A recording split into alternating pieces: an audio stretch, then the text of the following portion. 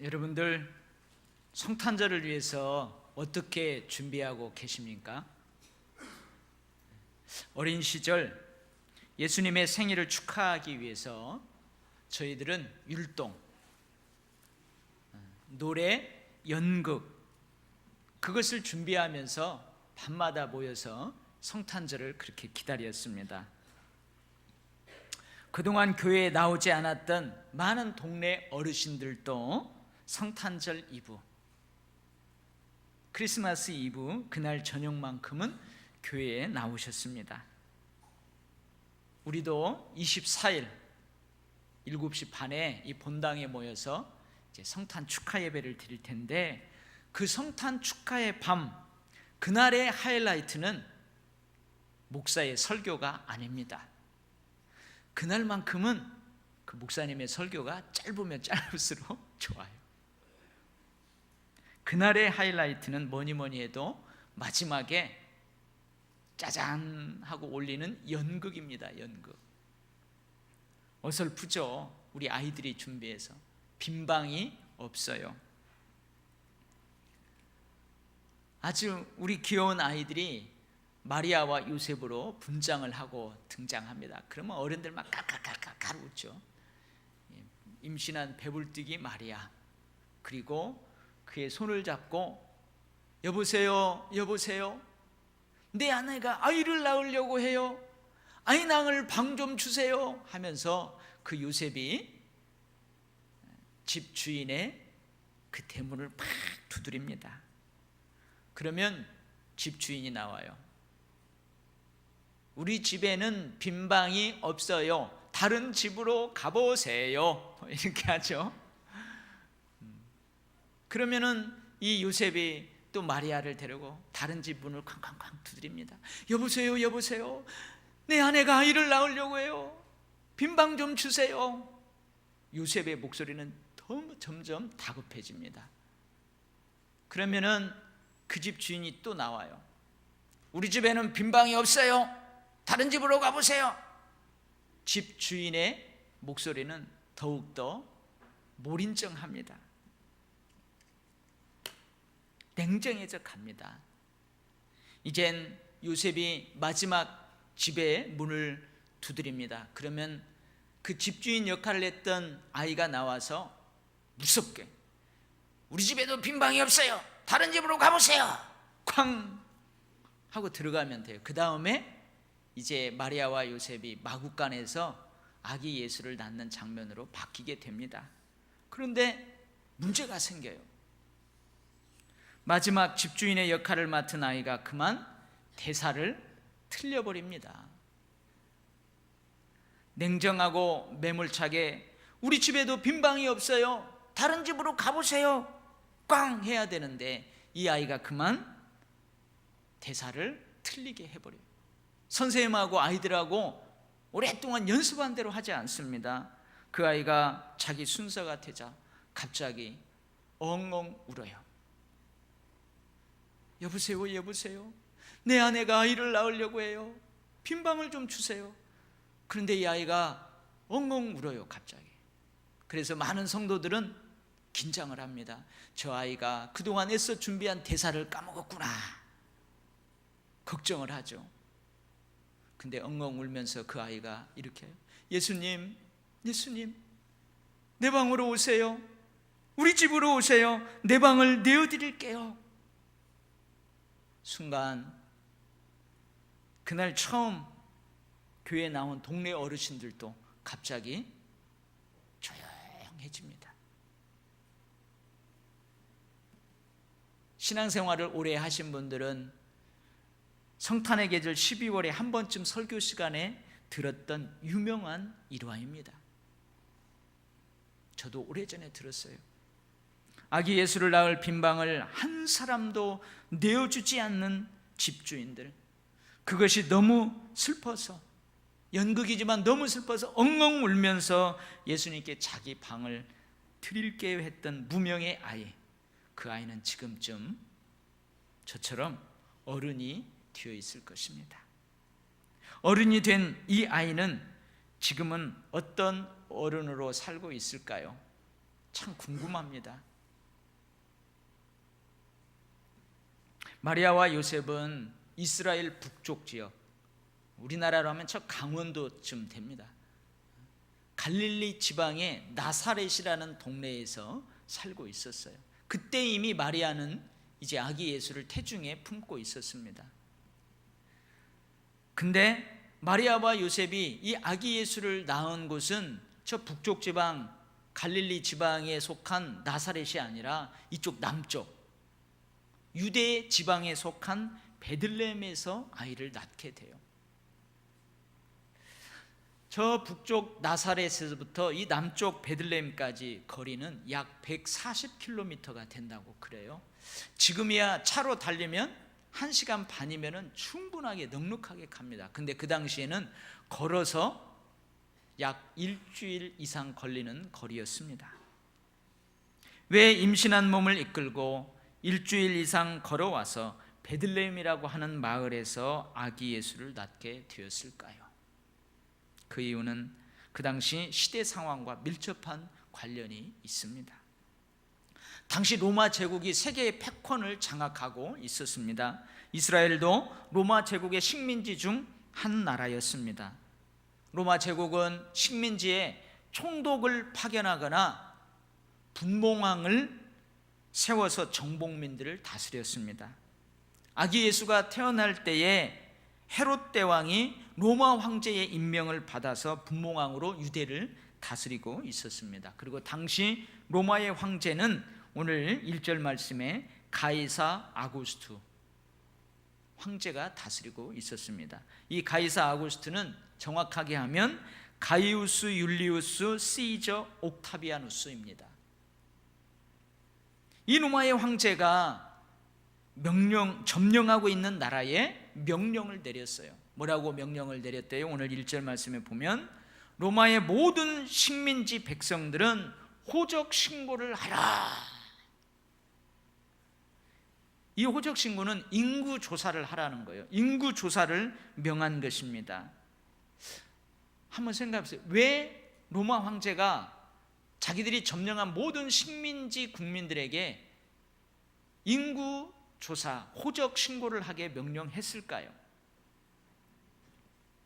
왜냐하면 식민지로부터 세금을 잘 거둬들이기 위해서입니다. 로마 황제의 임명을 받은 분봉왕들이 로마 제국과 우호적인 관계를 맺기 위해서는 한 가지를 잘했으면 됐어요. 다른 것은 좀 못해도 돼요. 한 가지가 그게 뭐냐면 세금을 잘 거두어서 바치는 거였어요. 그만큼 로마 제국은 거두어들이는 세금을 중요시 하였습니다. 이 명령에 따라 모든 사람들이 호적 신고를 하러 각각 고향으로 가게 됩니다. 요셉은 다윗 가문입니다. 다윗의 동네는 베들레헴입니다. 그래서 요셉도 저 갈릴리 지방 북쪽 나사렛이라는 마을을 떠나 자기 가문의 고향인 저 남쪽 유대 지방에 속한 베들레헴으로 호적 신고를 하러 출발하게 되었습니다. 그때 이미 마리아는 태중에 아기 예수를 잉태하고 있었습니다. 이러한 이유로 해서 나사렛이 아니라 베들레헴에서 아기 예수님이 태어나게 된 것입니다. 그런데 이 땅의 메시아로, 이 땅의 구주로 오시는 예수님이 왜 마국간에서 태어나게 되었을까요? 왜 마국간에서 태어나게 되었을까요? 강보에 쌓인 아기는 마국간 짐승의 밥그릇인 구유에 뉘어져 있습니다. 성경은 예수님이 마국간에서 태어나게 된 이유를 여관에 있을 곳이 없었기 때문이라고 밝히고 있습니다. 오늘 이 여관이라고 번역된 헬라어는 카타루마라는 단어입니다. 이 단어를 여관이라고 번역하였지만 여기에서 말하는 여관은 지금 우리가 알고 있는 여관과는 다릅니다. 우리가 알고 있는 여관은 어떤 곳이에요? 돈을 주고 사람들이 방을 대여받아서 거기에 하룻밤 또는 1년도 한 달도 그렇게 거처하는 곳이 바로 여관입니다. 그러나 당시 베들레헴은 타지 사람들이 많이 몰려드는 상업도시가 아니었습니다. 그냥 시골의 작은 동네였습니다. 그러니 전문적으로 방을 대여해주고 돈을 받아서 생계를 유지하는 그런 여관이 있을 수 없었습니다. 여기에서 언급하고 있는 여관은 그냥 방, 그냥 우리가 살고 있는 방이라고 생각하면 됩니다. 보통 사람들이 사는 주택의 방을 말합니다. 베들레헴 동네 사람들은 어쩌다가 외부 사람들이 오게 되면 때로는 공짜로, 때로는 어느 정도의 돈을 받고 주택에 딸린 평상시에 자기가 쓰던 방을 깨끗이 청소해서 그 방을 내어주곤 했습니다. 여관이라고 써붙이고 전문적으로 숙박업을 생업으로 삼는 것이 아니라 나그네가 하룻밤 머물고 가고자 하면 하나님께서 나그네를 잘 대접하라고 한 그 말씀처럼 그들이 평소에 쓰던 방을 내어주었던 것입니다. 여관에 있을 곳이 없다는 의미는 그날 베들레헴 마을에 있는 주택에 빈방이 없었다는 말입니다. 베들레헴이 고향인 타지 사람들이 호적 신고하러 엄청 몰려들었거든요. 엄청나게 몰려들었어요. 호적 신고하는 사람들로 집집마다 이미 꽉꽉 들어차 있었습니다. 그러니 빈방이 없었던 것입니다. 그런데요, 한번 좀 더 깊이 생각을 해보시죠. 정말 베들레헴에는 빈방이 없었을까요? 혹 빈방이 없었다기보다는 빈방을 내어주는 사람이 없었던 것은 아니었을까요? 빈방을 준비해서 내어주는 사람, 그 사람이 없었던 것은 아닐까요? 로마의 지배하에 있던 이스라엘 백성들 모두는 삶이 힘들었습니다. 전쟁에서 패한 나라의 백성들의 삶은 참으로 비참합니다. 우리 대한민국은 나라 잃은 서름이 얼마나 비참한지 일제강점기를 통해서 뼈저리게 느꼈잖아요. 로마가 세금을 거두어가는 것을 돕는 세리장이 있습니다. 이 세리장들은 한 지역에 세금을 거두어서 로마에 바쳐야 될 그 1년치 세금을 자기가 미리 냅니다. 미리 로마 제국에게 바쳐요. 그리고 1년 동안 자기가 로마 제국에 바친 그 액수보다도 3배, 4배 더 많은 세금들을 거두어 드렸어요. 이건 착취입니다. 착취. 그리고 로마 제국은 그것을 용인해 주었습니다. 이 세리장들은 세금을 내는 사람들과 같은 동포입니다. 그럼에도 불구하고 세리장은 같은 동포들로부터 세금이라는 명목으로 몇 번의 세금을 거둬들이면서 같은 동족을 착취했습니다. 아마 베들레헴 사람들의 삶도 비참했을 것입니다. 하루하루 힘겨운 삶을 살아가고 있었을 것이 분명합니다. 삶이 비참해지면 사람들은 몰인정해집니다. 무서워져요. 하루하루 겨우겨우 입에 풀칠하며 나 하나 먹고 살아가기도 벅차다면 여러분, 세상 인심은 야박해집니다. 야박해져요. 나도 살기 힘든데. 그런데 그렇게 살아가는 베들레헴에 사람들이 몰려든 것입니다. 어쩌면 베들레헴 사람들에게는 다시 없을 대목이라고 할 수 있습니다. 한 사람이라도 더 받으면 그만큼 돈을 손에 움켜잡을 수 있습니다. 이미 사람들로 주택마다 가득 찼습니다. 집주인은 먼저 들어와 있는 사람에게 위약금조로 몇 배의 돈을 환불해 주면서 임산부를 위해 방을 내어줄 만큼 여유가 없었던 것입니다. 집주인은 참으로 야박합니다. 집주인은 참으로 몰인정합니다. 그러나 집주인만 야박합니까? 집주인만 몰인정합니까? 아닙니다. 이미 그 집에 들어와 방을 차지하고 있는 사람들 또한 야박합니다. 몰인정합니다. 이미 방을 차지하고 있는 보통 사람들도 물론 장거리 여행으로 몹시 피곤할 것입니다. 그런데 아이를 가진 몸, 해산이 얼마 남지 않은 만삭의 몸으로 먼 거리를 걸어온 마리아는 더욱더 지쳐 있지 않겠습니까? 물론 모든 사람들에게 이번 여행은 관광이 아닙니다. 어쩌면 로마가 더욱더 철저하게 세금을 거두어 가려고 한다는 것을 알면서도 이 호적 신고를 하면 우리의 삶이 더 피폐해질 것을 알면서도 로마의 황제의 명을 따라야만 했기에 그들의 정신적인 피로감으로 인해서 더욱더 피곤했을 것입니다. 그러나 어찌 진통이 시작된 아내를 데리고 어찌할 바를 몰라 쩔쩔매며 빈방을, 해산할 방을 구하는 이 부부들을 외면할 수 있다는 말입니까? 오늘 본문 말씀을 무심코 그냥 스쳐 읽을 때에는 집주인만 비난했습니다. 집주인만 야박하다, 집주인만 몰인정하다, 이 집주인 너무너무 나쁘다, 그렇게 비난했습니다. 나는 아무 상관이 없다고 생각했습니다. 나는 비난받을 일이 하나도 없다고 생각했습니다. 그러나 오늘 본문 말씀을 좀 더 깊이 묵상하다 보면 이미 그 방을 선점하고 있는 나도 몰인정합니다. 이미 웃돈을 주고 그 방을 선점하고 있는 나도 야박합니다.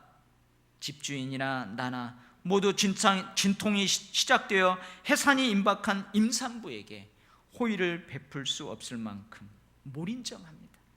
참으로 야박합니다.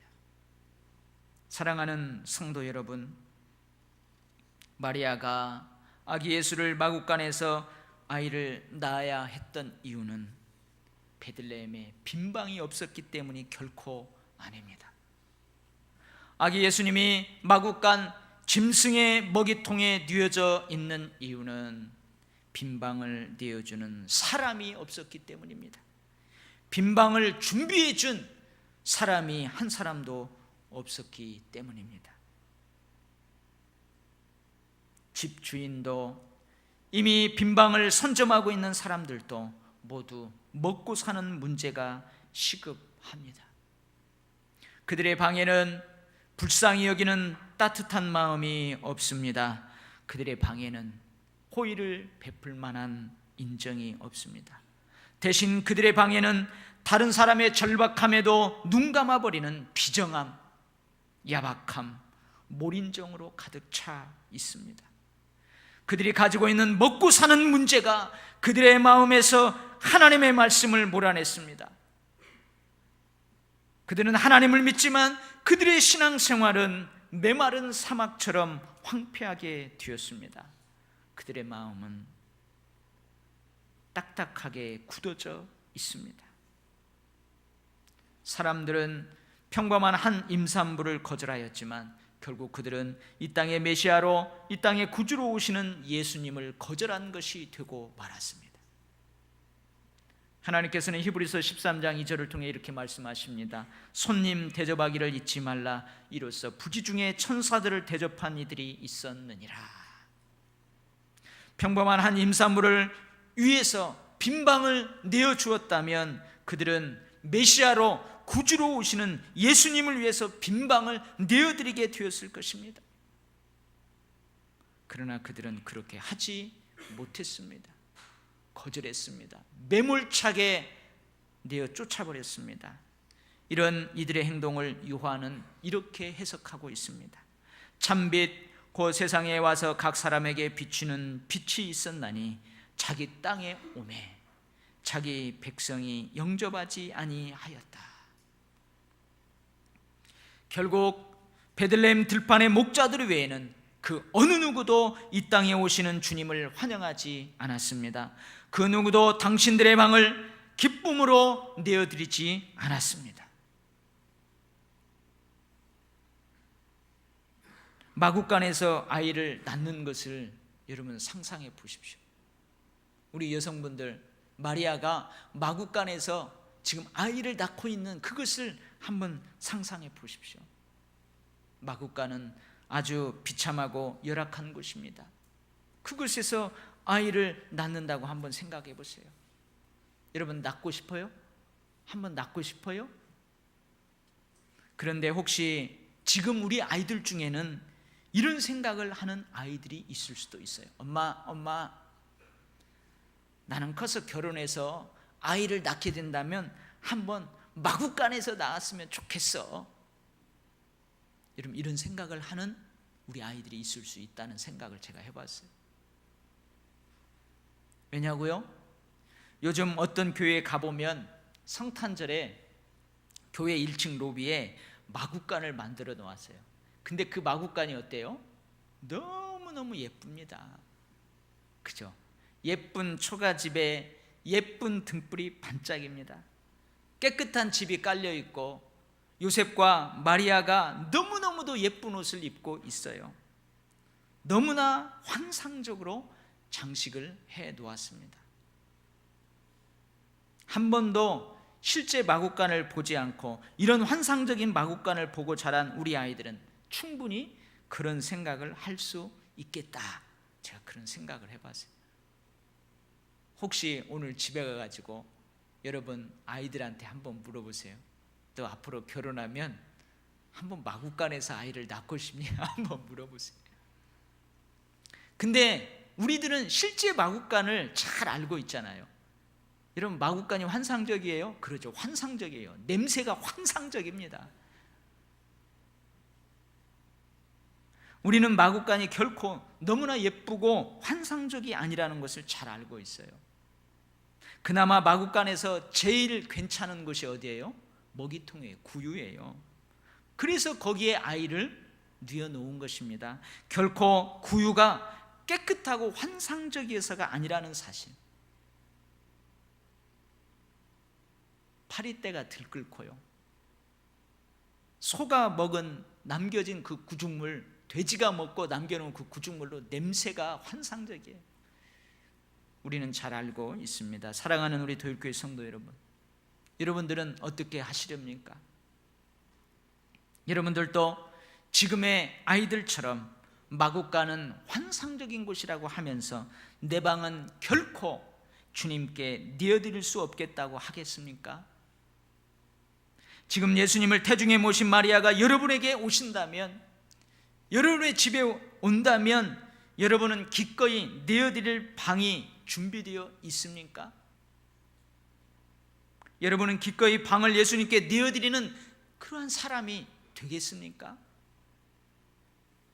내 방이 이미 야박함과 무린정, 다른 사람의 절박함에도 눈 감아버리는 비정함으로 가득 차 있다면 나는 결코 주님께 방을 내어드릴 수가 없습니다. 내 방이 먹고 사는 문제에 대한 걱정과 근심, 욕망과 야망으로 이미 가득 차 있다면 나는 결코 주님께 방을 내어드릴 수 있는 사람이 될 수 없습니다. 사는 것이 너무 바쁘고 사는 것이 너무 피곤하고 힘들고, 그래서 하나님의 말씀도 주님도 생각할 겨를이 없고 여유가 없다면 우리는 이번에도 어쩌면 주님을 마구간으로 쫓아낼지도 모릅니다. 빈방을 준비한다는 의미가 무엇일까요? 기꺼이 주님께 내 빈방을 내어드릴 수 있는 사람이 되기 위해서 우리가 어떻게 내 빈방을 준비해야 될까요? 왜 예수님께서 높고 높은 보좌를 버리시고 낮고 천한 마구간으로 오셨는가? 여러분, 그것을 묵상해 보십시오. 주님을 위해 방 한 칸도 내어드리지 못하는 나를 위해 왜 주님이 십자가를 지셔야 하는가? 여러분, 그것을 한번 묵상해 보십시오.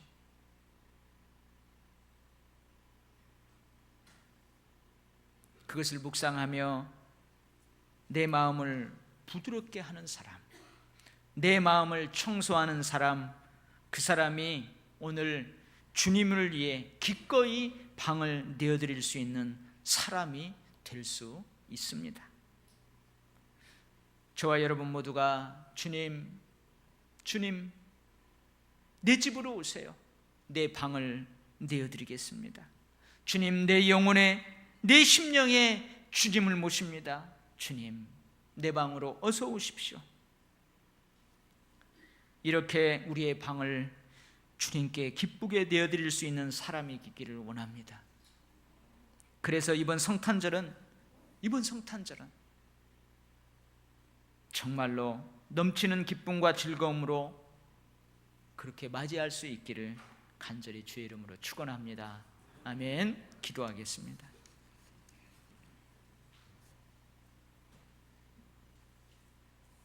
하나님 아버지, 지금도 우리가 살아가기가 버겁습니다. 경제적으로는 많이 윤택해졌습니다. 그러나 여전히 우리의 정서들은 피폐해질 수 있는 그러한 시대를 살아가고 있습니다. 내 마음에 허망한 것들로 가득 차 있으면 그 누구도 내 마음에 들어올 수 없습니다. 내 삶에 들어올 수 없습니다. 주님, 기꺼이 주님을 위해서 내 빈방을 내어드릴 수 있는 사람이기를 원합니다.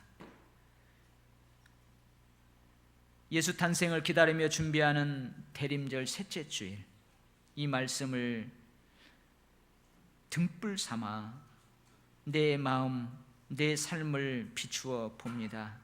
주님, 정리할 것들을 정리하게 하여 주시옵소서.